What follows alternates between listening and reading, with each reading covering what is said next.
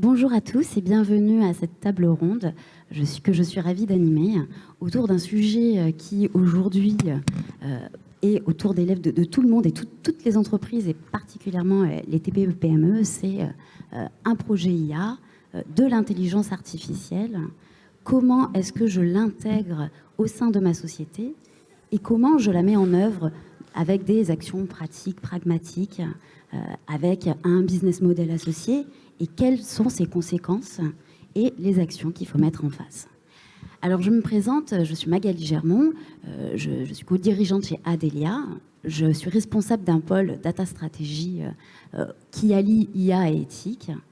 Et je vais introduire cette table ronde avec une petite histoire, l'histoire qui est une histoire de tous les jours, qui est le questionnement des entreprises.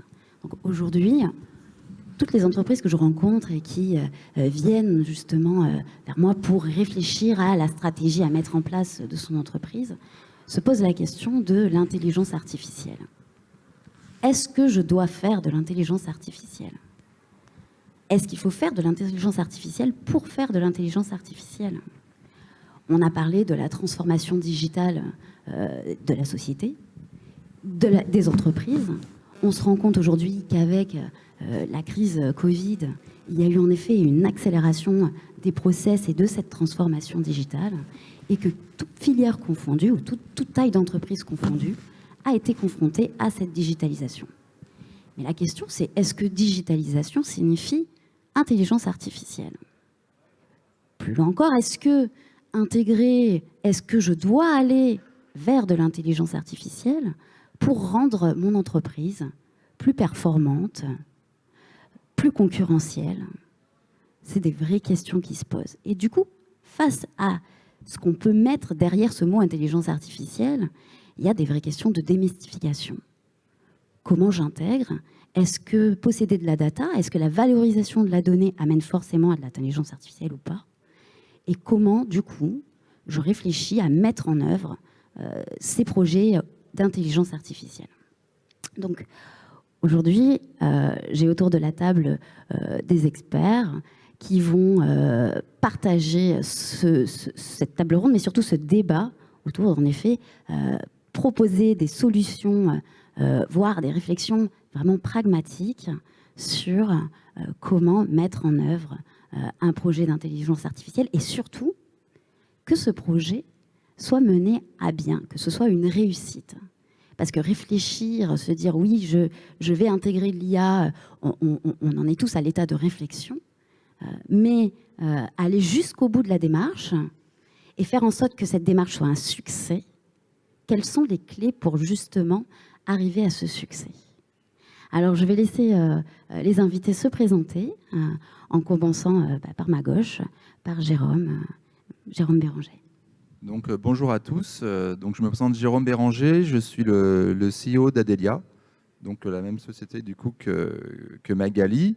On est vraiment centré et expert et dans l'accompagnement et dans tout ce qui est le développement, notamment autour de la data science, de la stratégie, de la valorisation des données numériques au sein des entreprises. On les accompagne dans tout ce qui est la numérisation au sein de leur organisation et de leur process.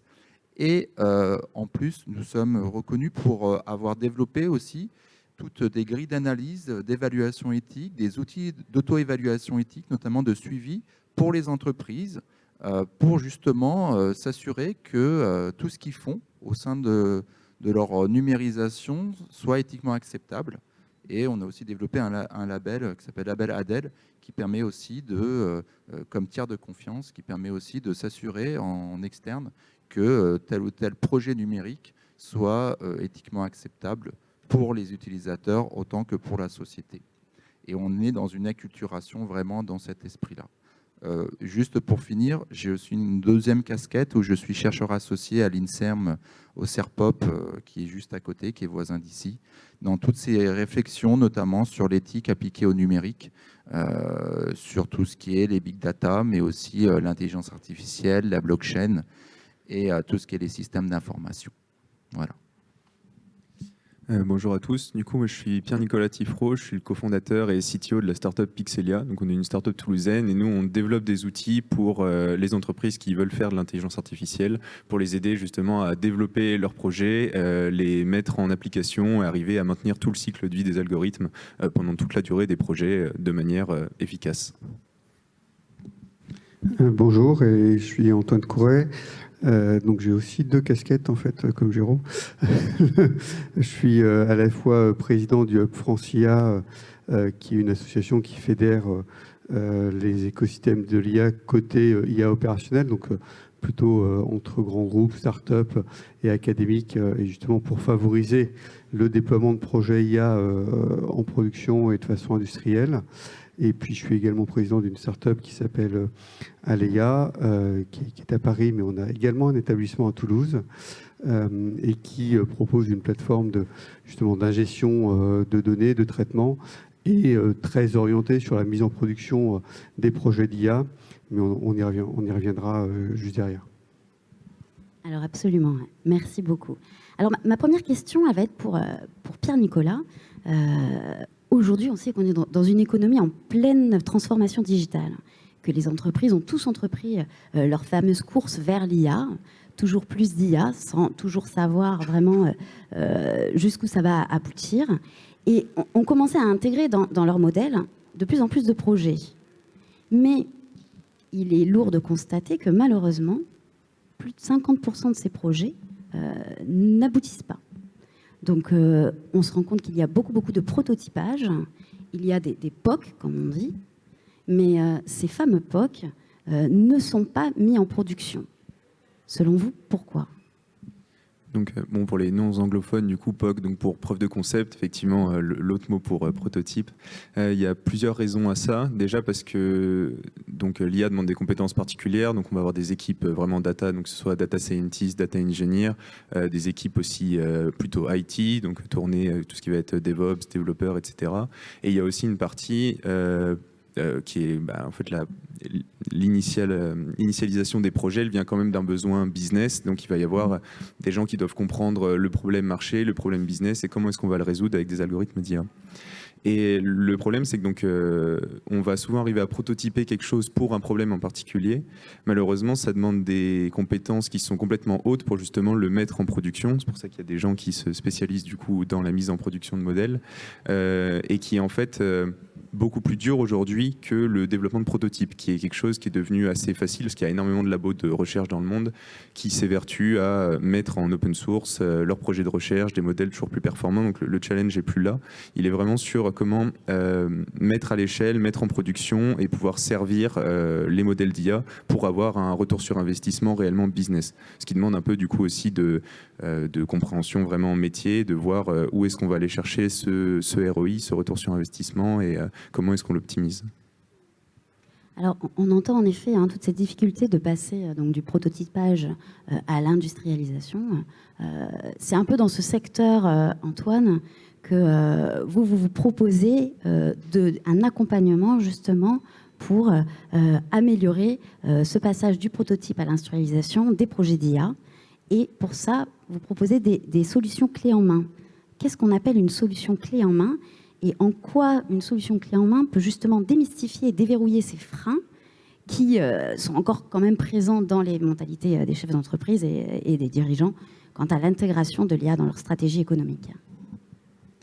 Oui, effectivement, d'abord, solution clé en main, c'est un peu comme si, côté IA, effectivement, comme disait Pierre-Nicolas, c'est des choses qui restent aujourd'hui à construire. Mais aujourd'hui, quand vous utilisez vos systèmes d'information, en général, vous ne vous posez pas trop la question en fait, de refaire complètement un système d'information. Quand vous utilisez Internet, vous n'allez pas reconstruire un protocole d'échange, un protocole de structuration des données, etc. Tout ça, ça a été fait il y a 30 ans. Et vous ne vous posez jamais la question de comment c'est fait en fait. Et donc effectivement les solutions clés en main côté IA, c'est ça qu'elles vont permettre pour résoudre un certain nombre de sujets que Pierre-Nicolas citait, c'est-à-dire les freins dont vous parliez. Et quels sont les freins ? En gros, il y a deux grands types de freins. Il y a des freins assez rationnels, puis il y a des freins un peu irrationnel, comme en parlait aussi Luc dans la keynote de ce matin. Il y a les mythes autour de l'IA générale, qui va tout remplacer, qui va tout faire, etc. Et effectivement, le chef d'entreprise va aussi être confronté à ça de façon souvent non dite, parce que les laboratoires vont se poser des questions, est-ce qu'on va être remplacé de ça? Et donc ça, il faut apporter des outils qui vont donner aussi la confiance en ça, pour pas que les gens se sentent, disons, désemparés de ce qu'ils font au quotidien.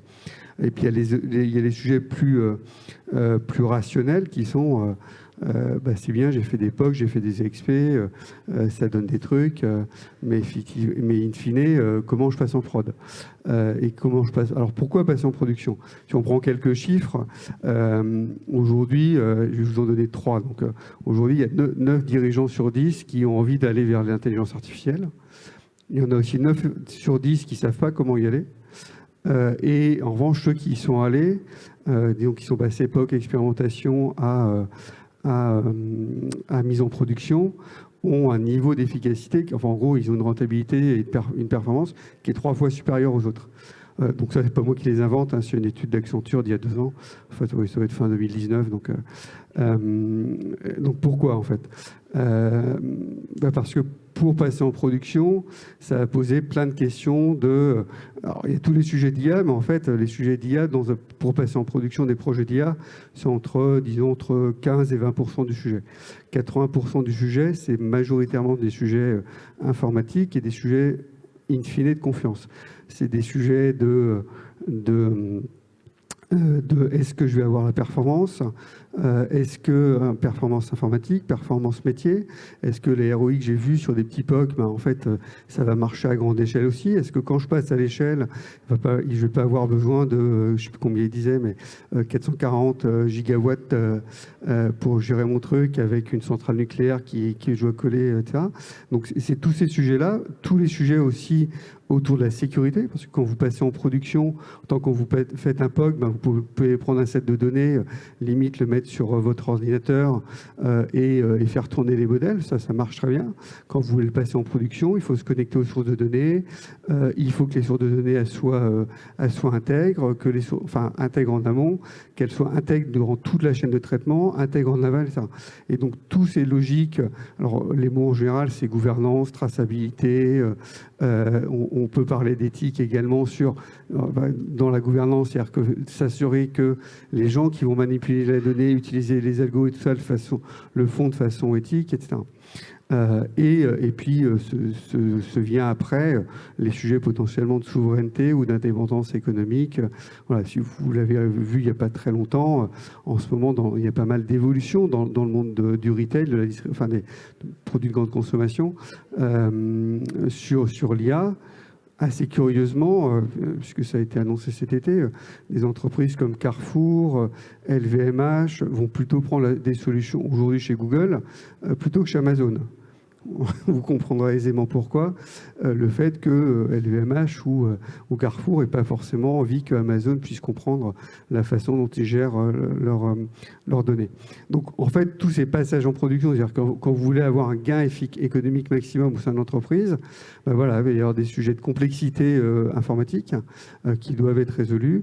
Il va y avoir des sujets d'intégrité, de confiance à la fois dans la donnée et dans l'usage de la donnée, et des sujets de maîtrise de son modèle économique pour pas que les données partent n'importe où et on en fasse n'importe quoi. Donc ça, c'est très pragmatique. Hein. Sur la table ronde d'avant, on en parlait.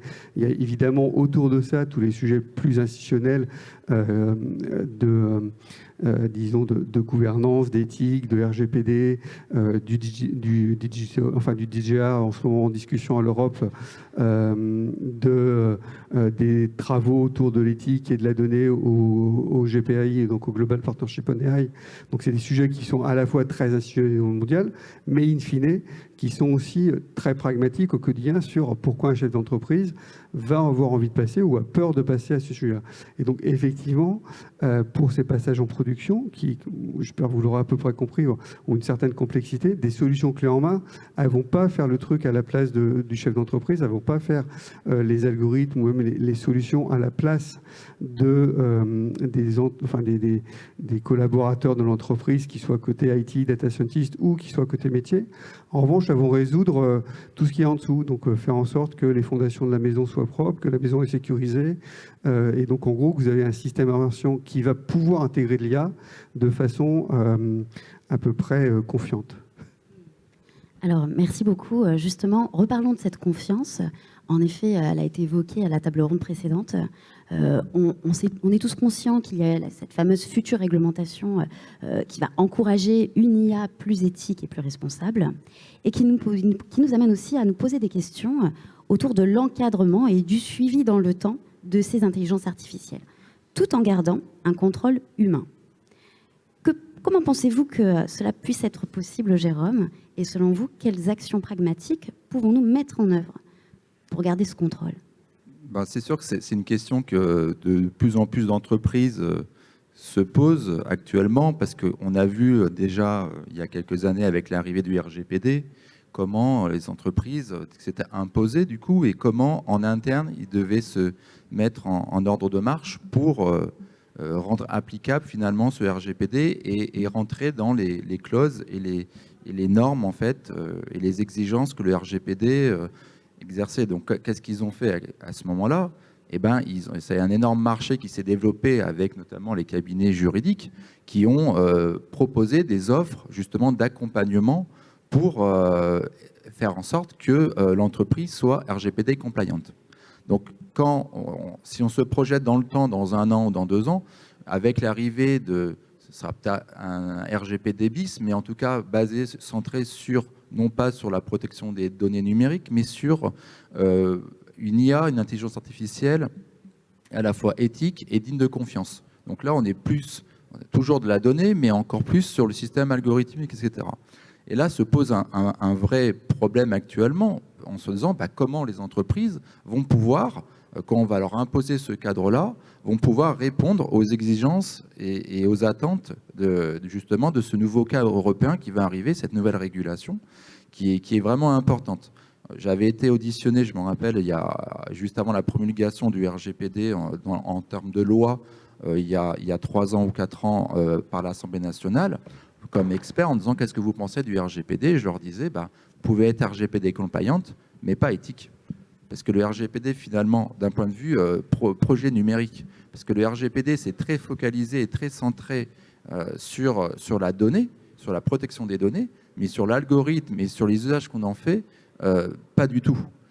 Alors je leur dis, c'est déjà bien, c'est déjà un tiers du chemin. Et finalement, 80% du RGPD, quand vous le retrouvez dans la loi de 78. C'est juste pour les autres pays européens qui, c'est vrai, n'avaient pas ces lois qui étaient très développées, et donc ça a été un vrai changement. Finalement, ça s'est fait avec un bon accompagnement juridique, ça se fait assez progressivement, et finalement, je ne dis pas qu'on a accouché d'une souris, mais c'est vrai que ça a eu un impact, mais ça n'a pas été non plus l'avalanche d'exigences et de contraignances qu'on aurait pu penser en termes d'évolution des startups ou des entreprises qui étaient armées progressivement. Alors si on revient avec la question par rapport à l'intelligence artificielle et à cette nouvelle réglementation européenne, là par contre, et on a vu à la table ronde précédente avec les propos d'Olivier Auradou par rapport notamment à Occitanie Data et Futur Equitia et Emmanuel Rial sur déjà la proposition d'avoir une charte éthique qui permet de rentrer dans un espace de confiance par rapport à créer un véritable écosystème de confiance autour de la data. Et ça, c'est une première. Là, c'est ce que j'appelle l'éthique du contexte, finalement. C'est que c'est important pour une entreprise de s'associer à ces genres d'initiatives dans ce sens. Nous, on est en collaboration justement avec eux pour les aider à co-construire un outil, un label autour de l'éthique, justement appliqué au projet numérique, et après être terre de confiance pour accompagner les futurs projets audités. Ça, c'est une chose. Nous, ce qu'on fait, nous, de notre côté, en interne, en fait, pour les entreprises, c'est quand on réfléchit sur un projet numérique qu'on doit accompagner, savoir si l'entreprise dit est-ce que ce projet est éthiquement acceptable. On a une vision qui est très systémique finalement et transversale, parce qu'on s'aperçoit bien qu'un projet numérique, ce n'est pas uniquement de la data. On a beaucoup entendu jusqu'à maintenant la data, la gestion de la donnée. C'est vrai que c'est le cœur d'un projet numérique, mais quand on réfléchit, il y a aussi l'algorithme, c'est-à-dire tout ce qui est le moteur de la voiture. La data, c'est l'essence du XXe siècle, comme on dit, très bien.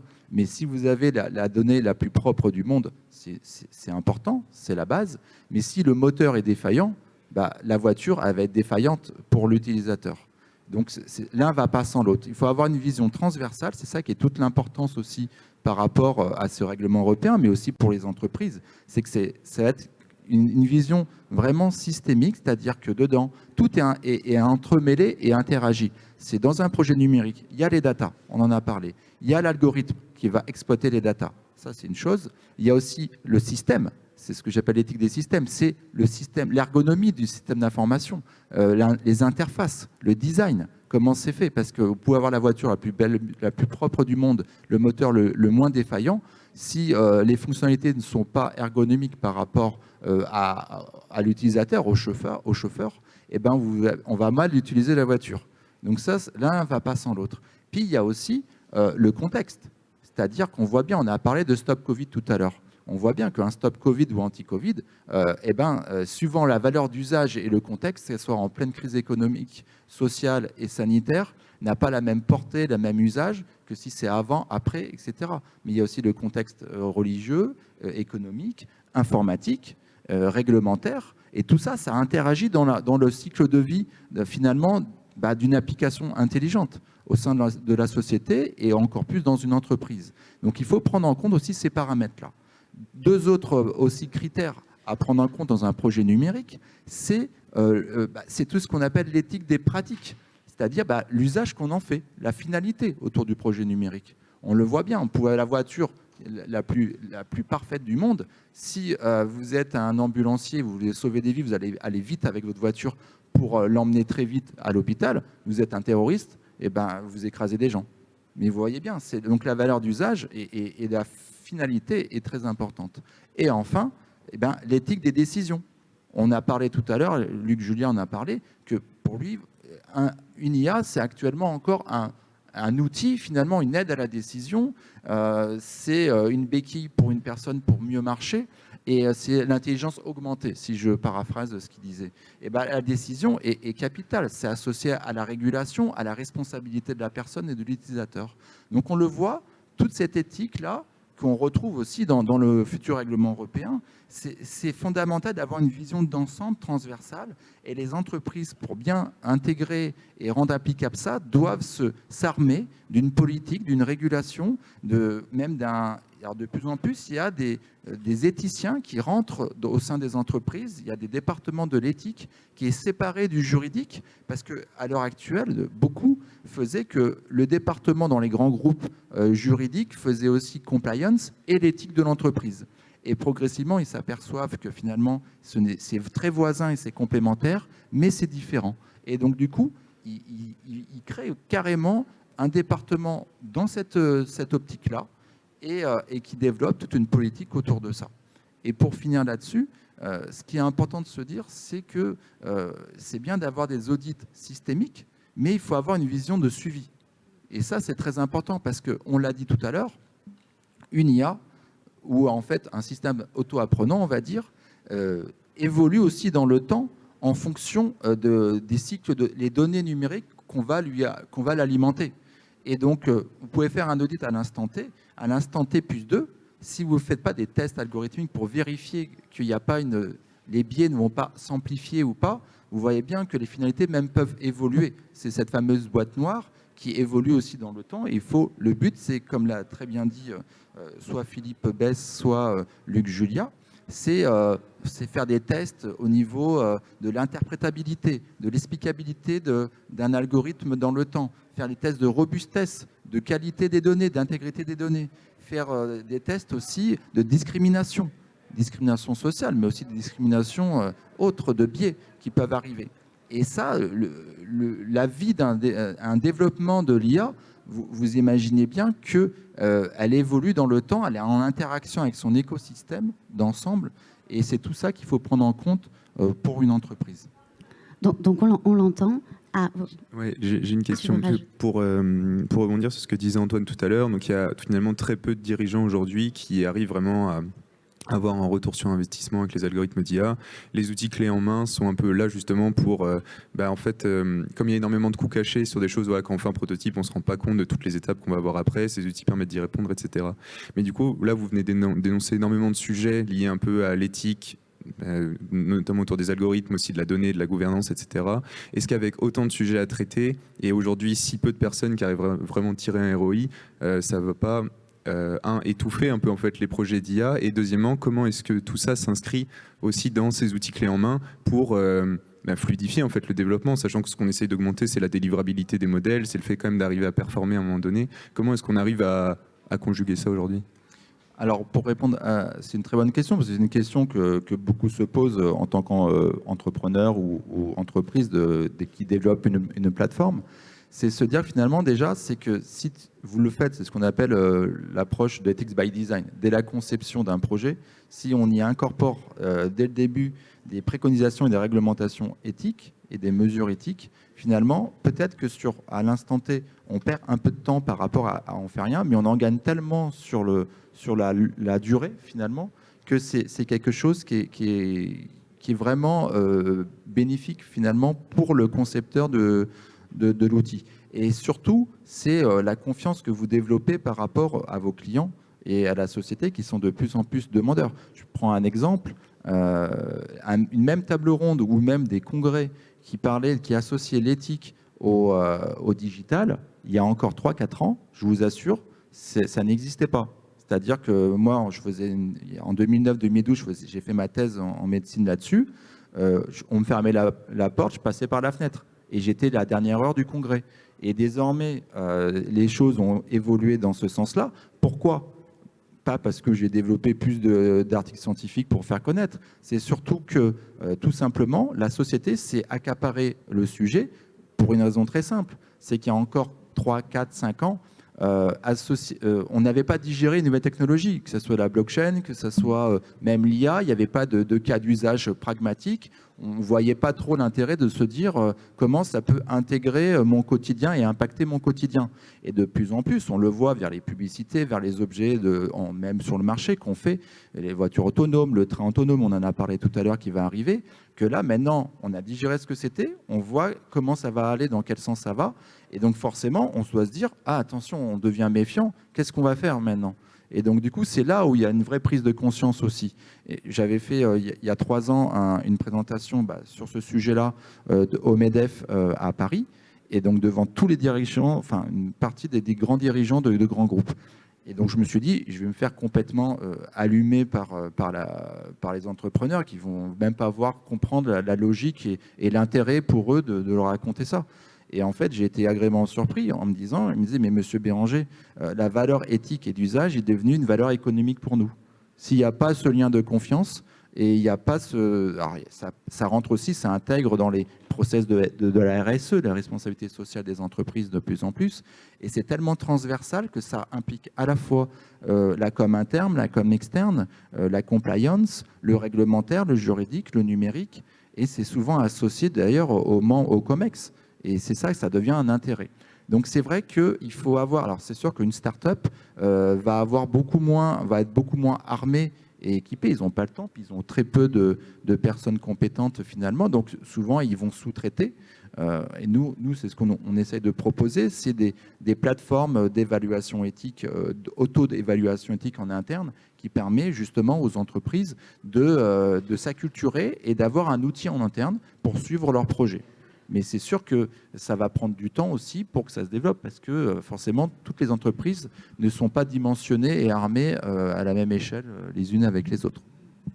Alors, on l'a compris, mettre en place concrètement un projet ou une intelligence artificielle au sein d'une entreprise, c'est déjà passer par un cadre et poser les jalons de cette intelligence artificielle.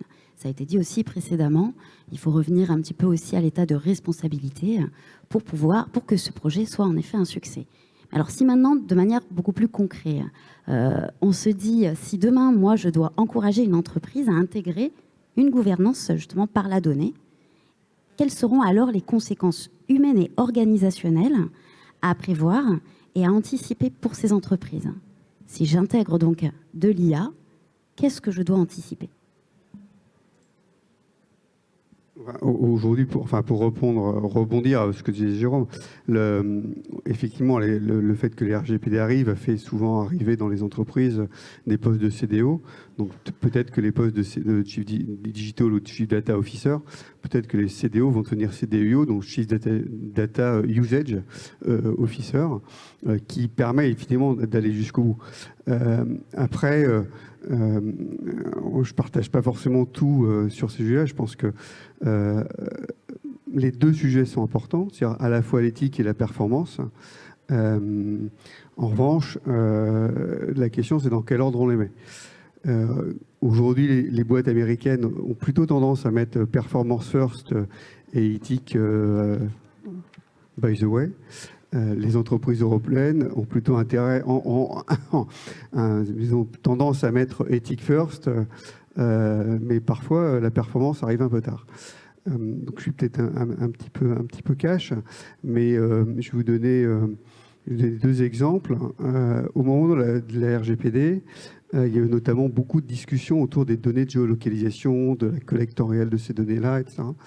Les trois entreprises françaises, donc nous c'est des choses qu'on fait aussi par ailleurs, puisqu'on collecte des données massives, etc., mais dans des finalités qui sont très orientées sur la finalité. Les trois entreprises françaises qui faisaient ça dans le monde de la publicité, donc pour faire de la publicité locale en gros, ont toutes été attaquées. Il y en a 2 sur 3 qui ont failli partir au tapis en 2019, suite à l'RGPD, suite à une attaque de la CNIL. Pourquoi? Exactement sur ce que disait Jérôme. Une start-up, même à 30 ou 40 personnes, n'a pas les moyens de se payer des lobbyistes pour aller contrer ça, des juristes pour bien tout analyser, etc. Bon. À l'inverse, Facebook, dont à peu près 3/4 des revenus sont basés sur la publicité géolocalisée, n'a absolument pas été attaqué. Pourquoi? Parce que Facebook, a toute la partie lobbying à Bruxelles pour le faire. 2, effectivement, était déjà prêt, en fait, avant le RGPD, pour être compliant avec la réglementation associée.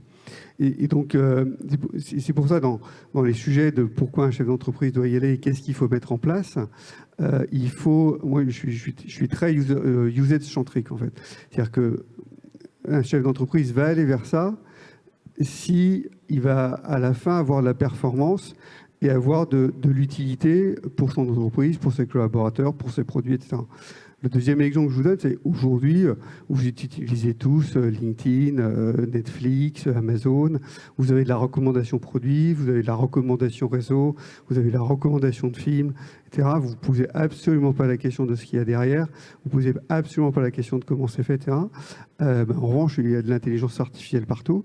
Les patrons de l'IA chez Facebook, c'est des Français. Les patrons de l'IA chez Netflix, c'est des Français aussi. Voilà. Et vous ne posez pas du tout la question de comment c'est fait. Est-ce que c'est éthique? Est-ce que c'est pas éthique? Est-ce qu'ils me recommandent quand j'ai regardé des thrillers? Est-ce qu'ils me recommandent des thrillers? Est-ce que quand j'ai des enfants, en fait, ils prennent mon même compte, donc les thrillers sont aussi recommandés à mes enfants. Donc vous ne posez pas du tout, en fait, ces questions-là. Et en revanche, ces entreprises qui sont extrêmement performantes. Ce que je veux dire par là, c'est que un chef d'entreprise, il doit avoir l'accélérateur et le frein, quoi. Et aujourd'hui, donc l'accélérateur, c'est vraiment aller chercher les cas d'usage, aller chercher l'utilité. Et donc pour faire ça dans l'entreprise, il faut effectivement, l'IA et les données ont une façon de transversaliser l'entreprise assez forte. C'est-à-dire que ça bouscule tous les process qui sont en général cadencés. Alors pourquoi ça bouscule? Les process dans une entreprise sont en général un peu cadencés, voire ensilotés. L'IA, comme ça se base sur l'apprentissage, ça base sur l'apprentissage de ce qui se passe.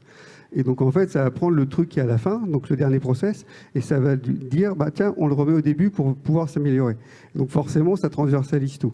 Donc, le premier truc pour être performant, il faut que le chef d'entreprise ait conscience de ça et crée dans son entreprise une vraie culture de transversalité. enlever la culture de la chapelle de la donnée, où j'ai la donnée, donc j'ai le pouvoir. Et il faut casser ça pour créer une vraie transversalité, pour aller vers des projets IA performants. Et le deuxième sujet, là où je rejoins complètement Jérôme, c'est le côté de l'utilité. Et il faut que l'utilité, c'est-à-dire qu'il y a la deuxième culture qu'il faut mettre en place, c'est le fait qu'on ne fait pas n'importe quoi avec les données, et avec les traitements, et avec les terrains. Donc il peut y avoir des sujets de biais, mais de toute façon, vous aurez des biais tout le temps. C'est-à-dire quand vous êtes une entreprise qui fait du scoring pour offrir des crédits, vous allez entraîner vos modèles avec des données qui font du scoring pour faire des crédits. Et si vous faites des crédits pour les voitures, ce n'est pas la même chose que de faire des crédits pour des maisons, etc. Donc forcément, les données en amont, elles sont biaisées ou elles sont prévues pour répondre à vos cas d'usage. Et donc en revanche, effectivement, il faut faire attention à ce que, c'est un des sujets qui est en ce moment en partie sur l'immobilier, c'est qu'effectivement, plus vous rentrez des trucs, plus vous avez moins d'impayés, plus les gens remboursent mieux. Et in fine, en gros, si vous n'êtes pas riche avec 30% d'apport et je sais pas, 10 000 euros de revenus pour avoir un crédit à 3 000 euros, ça ne marche pas. Donc là, effectivement, ça fait partie des biais. Et c'est là où on rejoint des questions d'éthique qui doivent être prises à un niveau institutionnel, à la fois d'un côté, et au niveau aussi de la performance de l'entreprise, pour vérifier qu'on ne dévie pas sur une pointe de marché qui fait qu'on perd peut-être la raison essentielle de la mission de l'entreprise. Donc il y a des entreprises qui vont vers l'entreprise à mission, et connecter ce que peut faire l'IA avec la mission de l'entreprise est extrêmement important pour ne pas se laisser entraîner un peu trop automatiquement par les algorithmes. Alors on l'entend, hein, c'est vrai qu'hier, faire un projet DA, c'était génial au sein d'une R&D, parce qu'on pouvait un peu se laisser aller à toutes les expérimentations. Aujourd'hui, au-delà de la R&D, on veut des résultats. On veut, entre autres, on l'a entendu, un ROI. On veut de la performance. Comment concrètement on peut mesurer cette performance ? Je dirais que déjà, ça commence par bien définir au début du projet ce qu'on veut attendre. Donc en fait vraiment il y a les objectifs business et surtout un certain palier de sachant que généralement on va essayer en fait d'automatiser ou d'assister une tâche qui était potentiellement humaine ou alors qui n'existait pas à la base, de mettre un seuil crédible de à partir de quel moment on estimera qu'un algorithme est performant.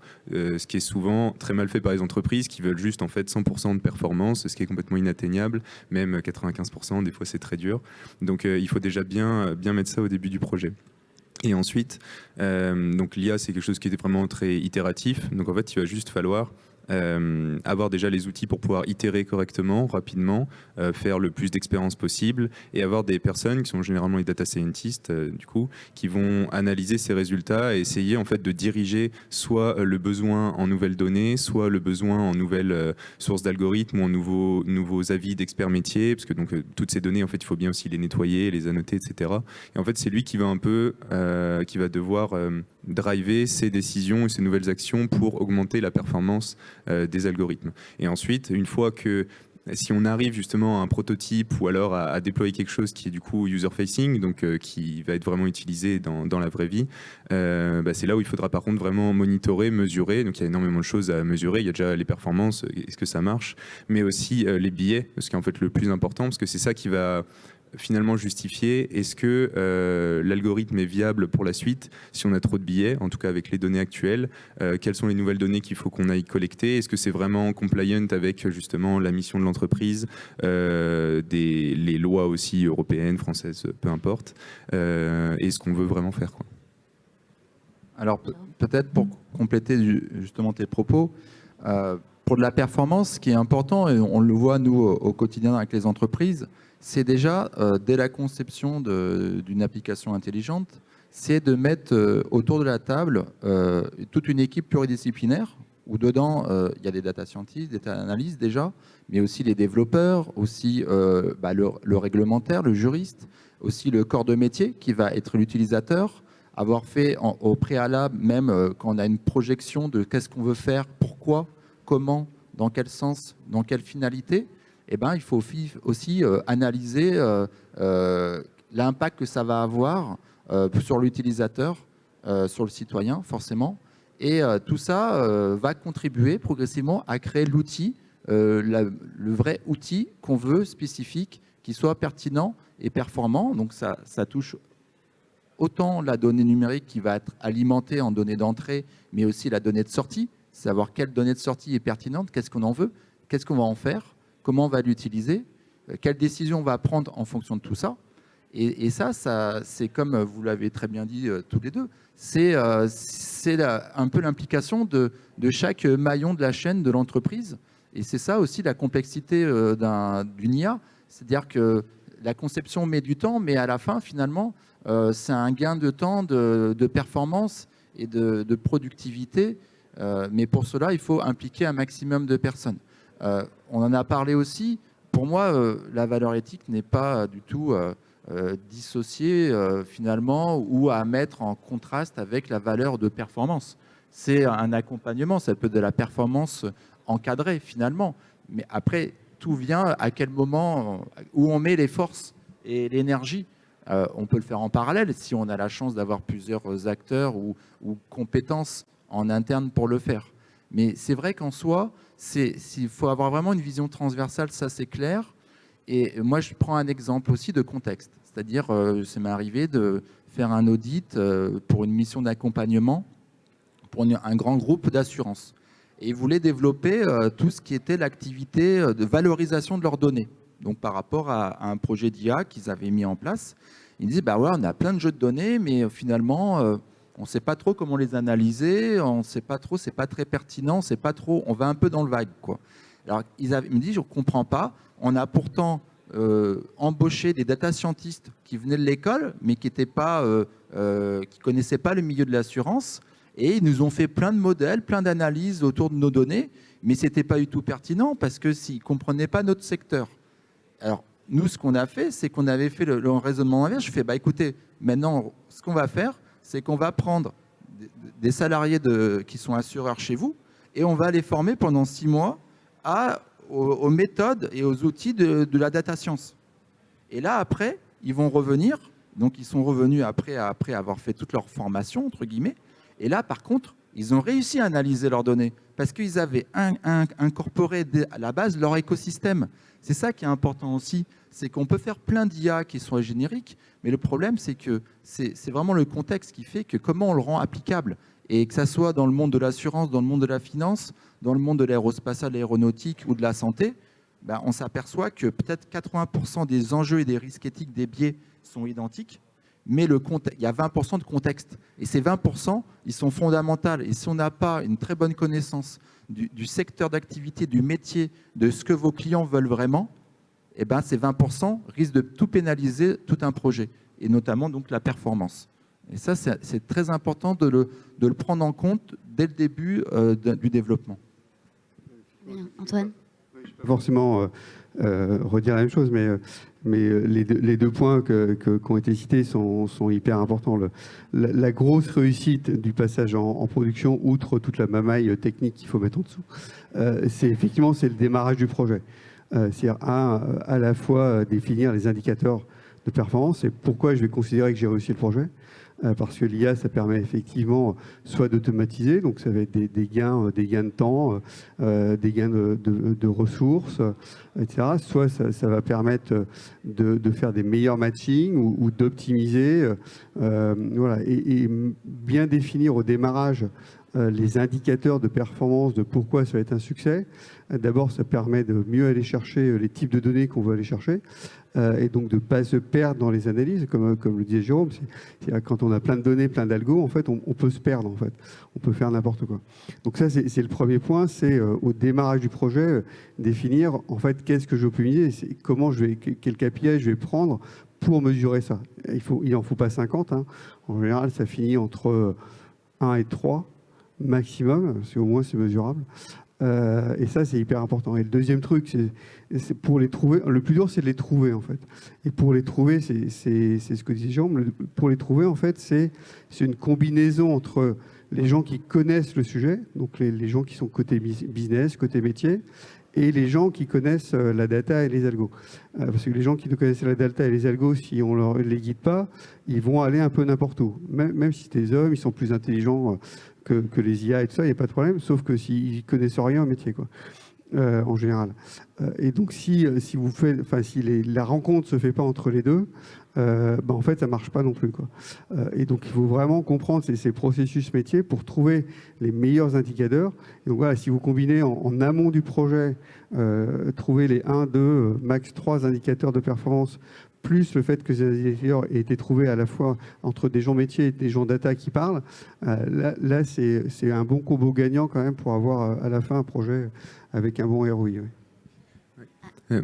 Juste pour expliquer un petit peu pourquoi est-ce qu'on met souvent en opposition les performances avec le côté éthique et pourquoi des fois ça paraît incompatible, c'est parce qu'il y a aussi un vrai challenge technique dans l'explicabilité des algorithmes. Par exemple à Toulouse, donc on a Anity qui est du coup un gros pôle de recherche qui est du coup concentré sur comment est-ce qu'on rend explicable et comment est-ce qu'on va pouvoir demain mettre en production des algorithmes d'IA fiables dans des systèmes critiques comme les fusées, les avions, etc. Et en fait, développer ces méthodes d'analyse pour les algorithmes, c'est quelque chose qui est vraiment très compliqué. Il y a vraiment des mathématiques sous-jacentes et des théories sous-jacentes qui sont vraiment très dures à mettre en place. C'est d'ailleurs pour ça que c'est encore à l'état de recherche et qu'on a ce plan-là en France.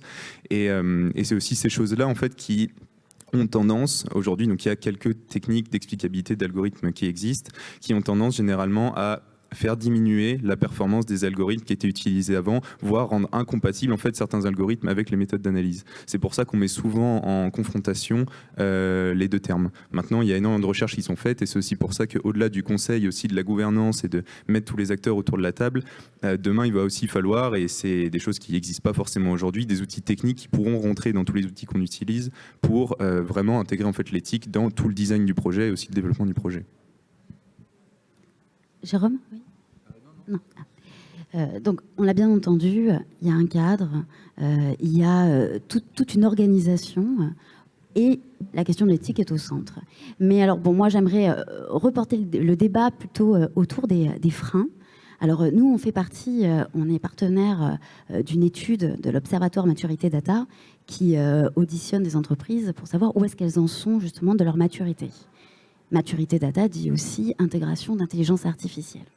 On se rend compte que, alors, dans la session 2021 qui va bientôt sortir, on constate que plus de 84% des répondants, et qui sont des TPE, PME, considèrent en effet que l'intelligence artificielle et que la data, le potentiel data, est important pour la performance de leur entreprise. Par contre, ce qu'on voit aussi, c'est que dans les principaux freins, et l'un des principaux freins qui ressort, et qu'on n'a pas encore abordé aujourd'hui, c'est la question du financement et la question évidemment du business model derrière. Donc, que pensez-vous de la question du financement? Comment justement dire à ces entreprises, trouver des solutions pour pouvoir financer des projets d'intelligence artificielle de manière viable?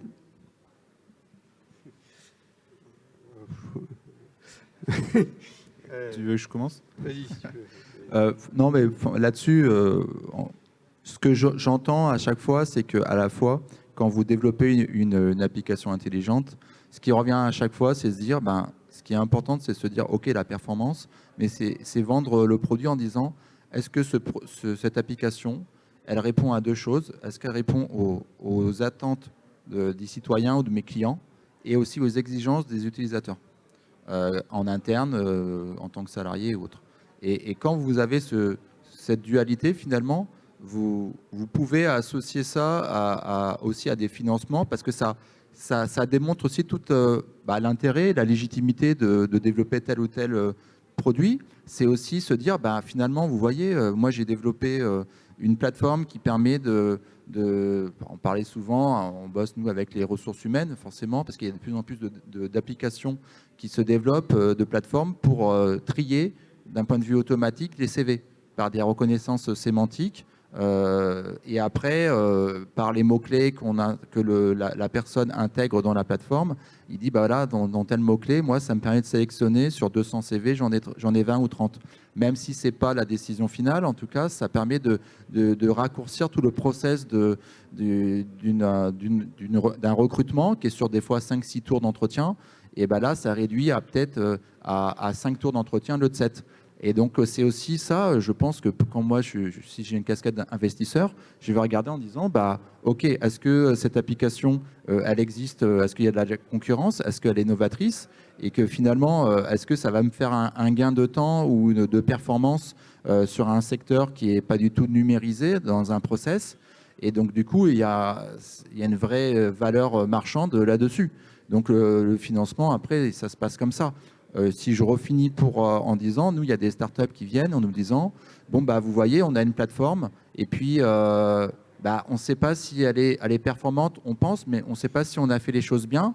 Et ils nous demandent de les labelliser, en fait, pour avoir que ça soit éthiquement acceptable. Pourquoi ? Parce que quand ils veulent faire une levée de fonds, le fait de rassurer, entre guillemets, les investisseurs ou les financeurs éventuels en disant OK, ma plateforme, elle est performante dans son domaine-là. En plus, ils se sont assurés de tout ce qu'ils ont fait, c'est éthiquement acceptable pour la société, pour les citoyens, pour les utilisateurs.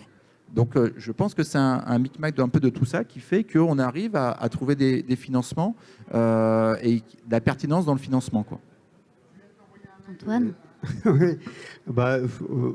je sais pas, peut-être si on veut synthétiser, il y a trois approches. Il y a l'approche qui va être la première qui est très, le boulot d'un chef d'entreprise. Le boulot d'un chef d'entreprise, c'est aussi d'investir pour l'avenir. Donc, patron de TPE, PME, etc. Il y a aussi, en général, toujours un investissement chaque année qui est réalisé pour faire grandir l'entreprise. Quand je dis ça, un projet d'IA, effectivement, ça peut coûter plus ou moins cher, mais effectivement, si on est sur une approche comme ça qui est très pragmatique, en général, ce qui est bien, c'est de démarrer sur des petits sujets et qui vont sur lesquels on va avoir des ROI, voir ce qui se passe, et après les scaler progressivement. Et donc là, ça permet de bien qualifier un plan d'investissement, mais qui va être potentiellement intra-entreprise. Après, il y a un deuxième sujet. Alors, je ne crois pas que ça mais je pourrais le pousser auprès de Bertrand Montubert, si vous voulez. Je ne crois pas que ça existe encore dans la région Occitanie. Mais avec le Hub Francia, on a monté sur la demande de la région Île-de-France, pour le coup, un programme qui s'appelle le PACIA. Donc, PACIA, c'est quoi ? C'est 100% orienté TPE-PME.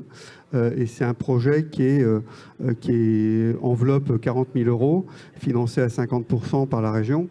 Donc en gros, pour une PME, elle peut faire son premier projet IA pour moitié prix, quoi. En gros. Et donc ça, effectivement, parce que comme vous le disiez, sur une TPE-PME, le niveau, vous le savez, malheureusement, le niveau de digitalisation n'est pas forcément au top en France.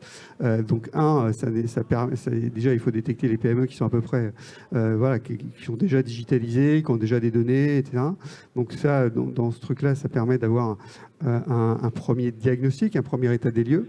Ce diagnostic peut d'ailleurs être financé, ça c'est national, par BPI France, puisqu'il y a un dispositif qui s'appelle le DIAG-IA chez BPI France, disponible partout.